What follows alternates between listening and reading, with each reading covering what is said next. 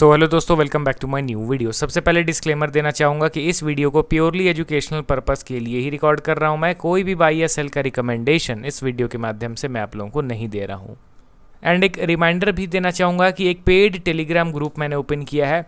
उस ग्रुप में आप जुड़ के मेरे साथ live one on one interact कर सकते हो, किसी भी स्टॉक के टेक्निकल या फंडामेंटल रिगार्डिंग डाउट पूछ सकते हो।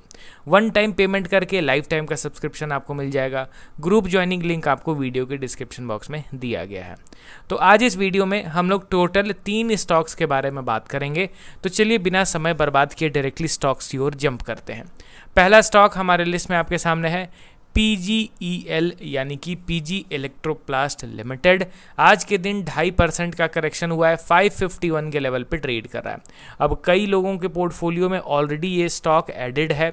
आज इस स्टॉक का मेजर ओवरव्यू आप लोगों के साथ शेयर करूंगा।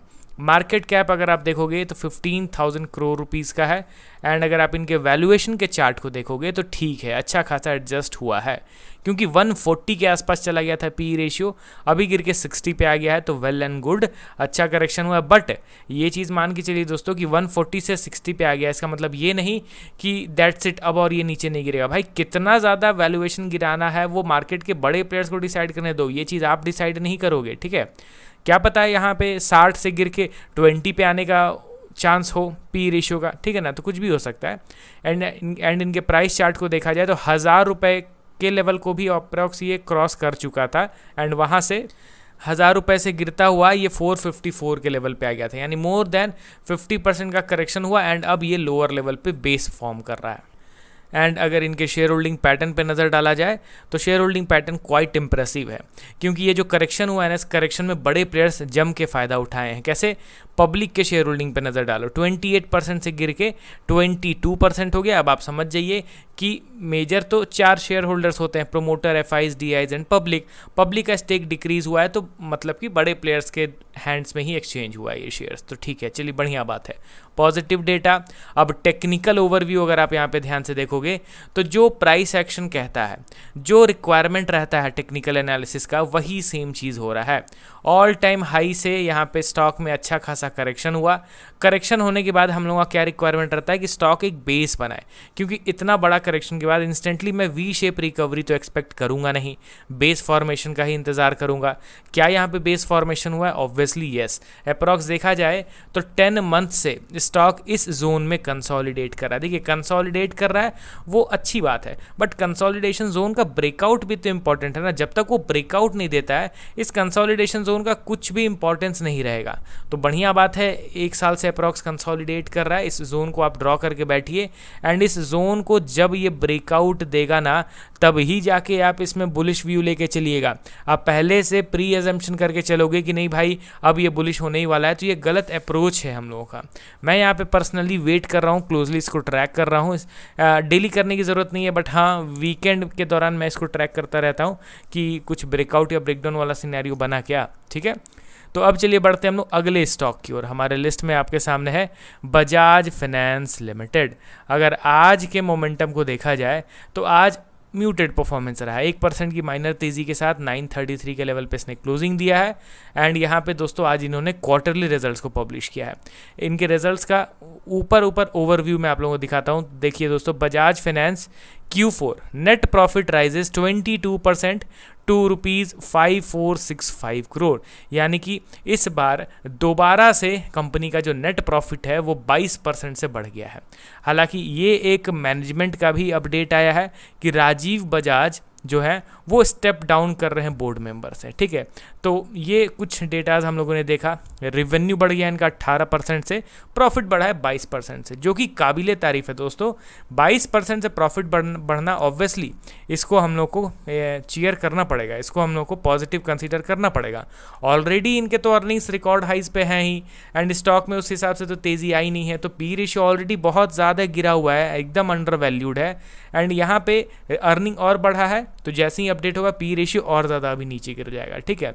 तो बढ़िया बात है, रिजल्ट्स अच्छे आए हैं एंड टेक्निकल वाइज भी देखा जाए तो अब जाके फाइनली, जैसे अभी तक तो रिजल्ट्स लगातार अच्छे आ ही रहे थे पिछले 10-20 क्वार्टर से, स्टिल टेक्निकल वहाँ पे पॉजिटिव नहीं था, टेक्निकल कंसोलिडेशन का दिखा रहा था संकेत।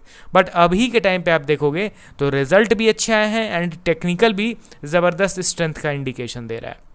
यहाँ पे बजाज फाइनेंस का ये हमारा कंसोलिडेशन जोन था, जोन का ब्रेकआउट हुआ, उसके बाद अभी यहाँ पे प्रॉपर रीटेस्ट करता हुआ दिखाई दे रहा है। तो टेक्निकली भी स्ट्रांग है, फंडामेंटली भी स्ट्रांग है, रिजल्ट्स भी बेहतर आए हैं। देखते हैं कि अब बाजार कल किस तरीके से रिएक्ट करता है इनके रिजल्ट्स को देखने के बाद, क्योंकि रिजल्ट अच्छे हैं इससे आप 100% श्योर तो नहीं हो सकते हो ना कि भाई कल ये तेज़ी आएगा ही आएगा, क्योंकि मैनिपुलेटिव मूव्स भी किए जाते हैं बड़े प्लेयर्स के द्वारा ताकि छोटे रिटेल ट्रेडर्स को, इन्वेस्टर्स को निकाला जा सके, उनको ट्रैप किया जा सके।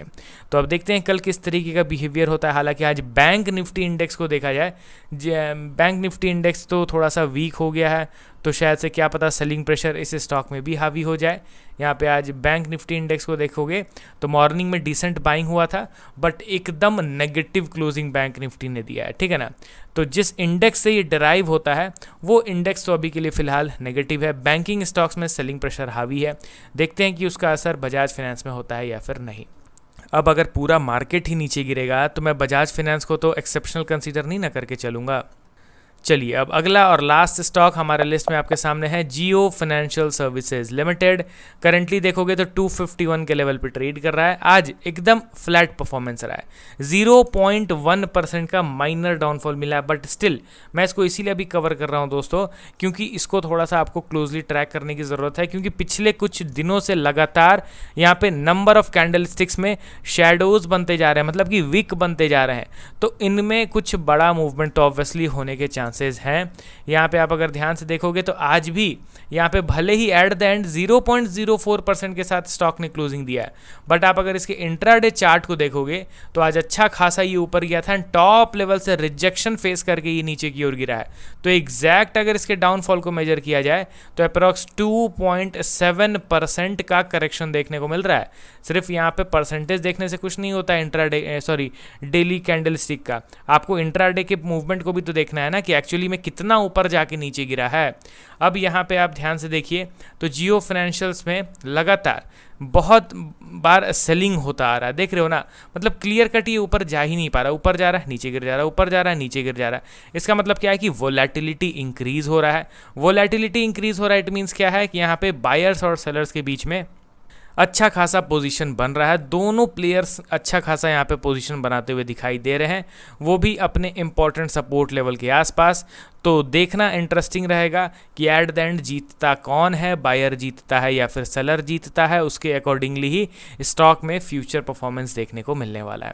तो अभी के लिए मैं इसको कंप्लीटली इग्नोर कर रहा हूँ, बाई करने का मेरा कोई इरादा नहीं है, सेल करने का कोई इरादा नहीं है, मैं इसको क्लोजली बस ट्रैक कर रहा हूँ, बस वेट एंड वॉच मैं कर रहा हूँ अभी, ठीक है।